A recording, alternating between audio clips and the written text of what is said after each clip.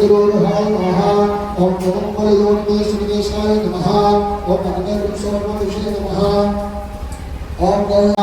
देवदेवाय नमः ओम कर्मानुगुलीयनाय नमः ओम कारणार्थाय नमः ओम भूमध्यस्थितिकराय नमः ओम ब्रह्मविद्यावदेवकाय नमः ओम ओमनाभाय नमः ओम श्रीहृदयाय नमः ओम मेरुनिष्ठाय नमः ओम कर्णवचनाय नमः ओम वृक्षप्रियक्षरधर्मानुसाय नमः ओम पृथ्वीतराय नमः।